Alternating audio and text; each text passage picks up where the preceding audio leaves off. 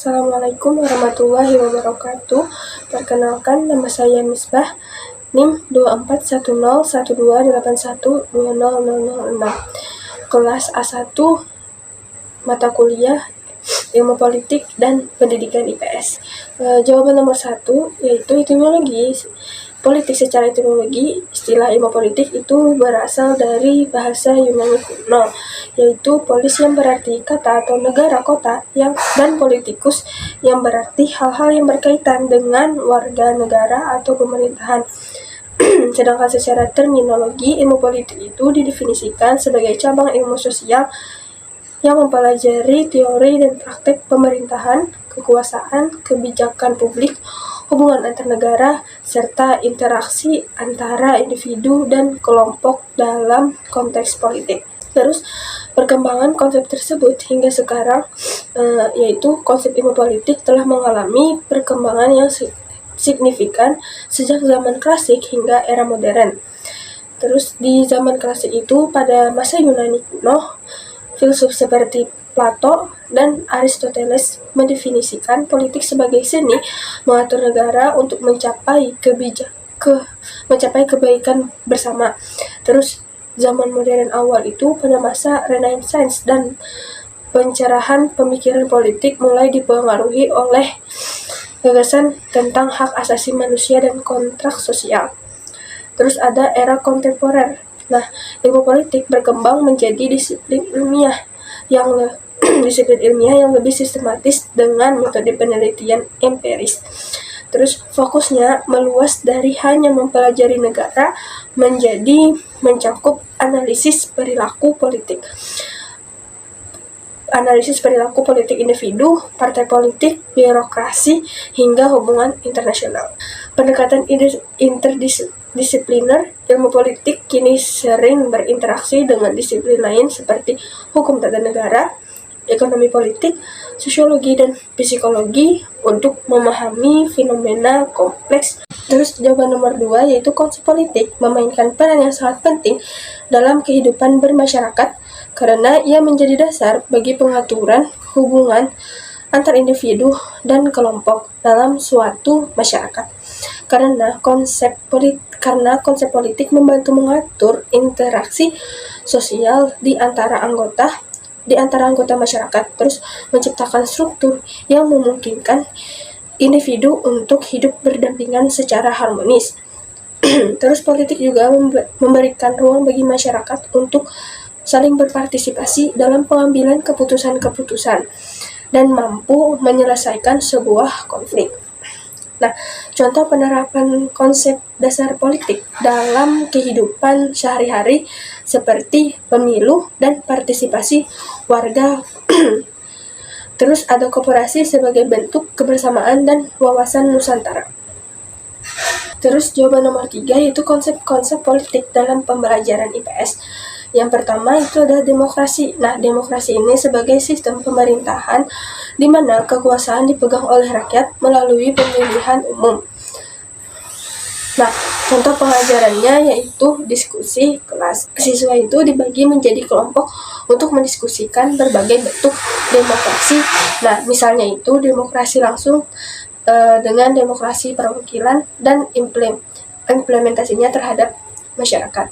Terus contoh kedua dari demokrasi itu simulasi pemilu, yaitu mengadakan pemilu kelas untuk memilih suatu kelas sehingga siswa merasakan proses demokrasi secara langsung. Nah, yang kedua itu ada hak asasi manusia atau HAM. Nah, dalam sini konsep ini meliputi hak-hak dasar yang dimiliki setiap individu tanpa memandang latar belakang individu tersebut. Contoh dari hak asasi manusia ini, contoh pengajarannya yaitu yang pertama, proyek penelitian. Nah, siswa ini melakukan penelitian tentang pelanggaran HAM di berbagai wilayah atau negara dan menyajikan dalam bentuk infografis. Terus ada contohnya lagi role play. Nah, menggambarkan situasi di mana hak asasi manusia dilanggar dan mendiskusikan langkah-langkah untuk memperbaikinya. Terus yang ketiga ada pemerintahan dan kebijakan publik, mempelajari struktur pemerintahan dan bagaimana kebijakan publik dibuat serta diterapkan. Terus contoh pengajaran dari situ ada kunjungan lapangan. Nah, siswa ini dapat mengunjungi kantor pemerintahan lokal untuk memahami fungsi dan proses pembuatan kebijakan. Terus ada juga simulasi sidang. Nah, simulasi sidang DPR. Nah, siswa ini berperan sebagai anggota dewan untuk membahas dan memutuskan kebijakan tertentu. Terus jawaban nomor 4 yaitu konsep kekuasaan. Nah, definisi kekuasaan merujuk pada kemampuan individu atau kelompok untuk mempengaruhi atau mengendalikan perilaku orang lain dan sumber daya. Nah, sumber kekuasaan ini berasal dari kekuasaan militer, ekonomi, dan sosial budaya. Terus, sedangkan konsep legitimasi adalah pengakuan atau penerimaan masyarakat terhadap kekuasaan yang dimiliki oleh individu atau institusi. Nah, sumber legitimasi ini berasal dari konstitusi hukum, tradisi dan budaya, dan partisipasi publik. Kedua konsep ini memiliki dampak yang signifikan terhadap sistem pemerintahan. Sistem pemerintahan suatu negara yaitu stabilitas politik. Nah, di stabilitas ini kekuasaan tidak legim dan menyebabkan ketidakstabilan. Terus respon terhadap tantangan. Nah, di sini pemerintahan dengan legitimasi tinggi mampu menghadapi tantangan sosial dan politik karena dukungan rakyat. Terus implementasi kebijakan legitimasi itu memungkinkan pemerintahan untuk menerapkan kebijakan dengan lebih efektif. Jawaban nomor 5 yaitu aspek peran politik dalam kebijakan legislasi dan pengawasan. Lembaga legislatif di Indonesia memiliki tanggung jawab untuk merumuskan undang-undang yang mengatur berbagai aspek kehidupan masyarakat. Namun, anggota legislatif seringkali menghadapi dilema antara memperjuangkan kepentingan publik dan kepentingan partai politik mereka. Terus, hal ini dapat mempengaruhi kualitas produk hukum yang dihasilkan. Partisipasi publik. Nah, keterlibatan masyarakat dalam proses pembuatan kebijakan sangat penting untuk memastikan bahwa kebijakan yang dihasilkan sesuai dengan kebutuhan dan aspirasi publik. Pengaruh lobby dan kelompok kepentingan. Nah, di sini dalam proses pembuatan kebijakan, lobby dari kelompok kepentingan ekonomi seringkali berperan besar. Mereka dapat mempengaruhi keputusan politik yang berdampak pada kebijakan publik, baik dalam bidang ekonomi maupun sosial. Nah, contoh konkretnya itu yang pertama di kebijakan sosial. Nah, kebijakan terkait perlindungan terhadap kelompok rentan seperti perempuan dan anak-anak. Nah, ini juga dipengaruhi oleh dinamika politik. Misalnya, undang-undang penghapusan kekerasan dalam rumah tangga atau yang disingkat dengan PKDRT. Nah, ini merupakan hasil dari advokasi oleh berbagai organisasi masyarakat sipil yang berhasil mempengaruhi legislator untuk mengusahakan undang-undang tersebut demi melindungi hak-hak perempuan.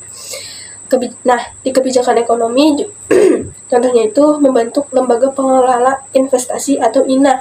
Nah, menunjukkan bagaimana pengurus dan polisi entrepreneur berperan dalam mendorong agenda investasi Indonesia. Dengan melalui pendekatan yang melibatkan analisis kondisi politik dan opini publik. INA ini dibentuk untuk mengelola investasi secara efektif demi pertumbuhan ekonomi nasional. Terus, contoh dalam kebijakan pendidikan. Nah, dalam konteks pendidikan, program seperti KIP atau Kartu Indonesia Pintar merupakan contoh bagaimana politik mempengaruhi suatu kebijakan sosial. Nah, KIP ini bertujuan untuk meningkatkan akses pendidikan bagi anak-anak dari keluarga yang kurang mampu. Terus kebijakan ini juga muncul sebagai respon terhadap kebutuhan masyarakat akan pendidikan yang lebih merata dan didorong oleh tekanan politik untuk meningkatkan kualitas sumber daya manusia di Indonesia. Baik, Jawaban saya ini bersumber dari Perplexity dan Google Scholar. Itu saja dari saya. Assalamualaikum warahmatullahi wabarakatuh.